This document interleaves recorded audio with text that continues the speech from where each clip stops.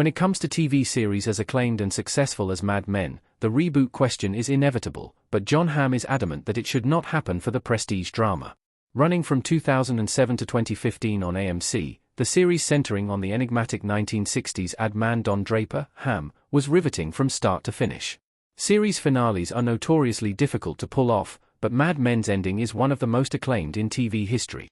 But no matter how perfect an ending, as fans of these series, we often want more of our favorite characters and TV universes.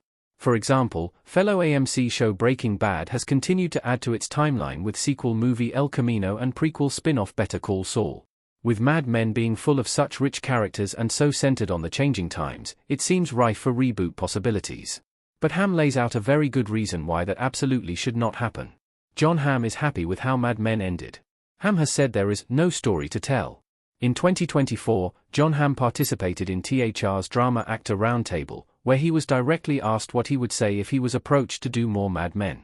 The Don Draper actor's response was extremely concise and definitive. Hamm is clearly happy with the work he and the incredible Mad Men cast accomplished, and feels like his work here is done. He's also correct that the story is over. Every major character got a fitting arc, and it doesn't leave much room for future stories. However, Hamm's co-star Elizabeth Moss had a different take.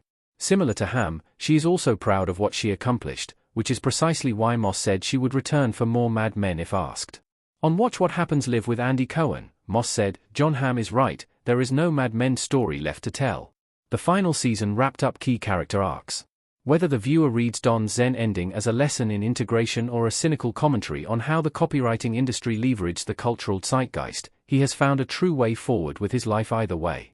After he has relentlessly moved forward throughout the show, leaving destruction in his wake, by the end, he has grappled with his past and faced up to his mistakes and underlying loneliness. His final scene is perfect precisely because it is imperfect. Draper has learned a profound spiritual lesson only to use it for an ad, creating a necessarily frustrating contradiction that is key to his character within the cultural context.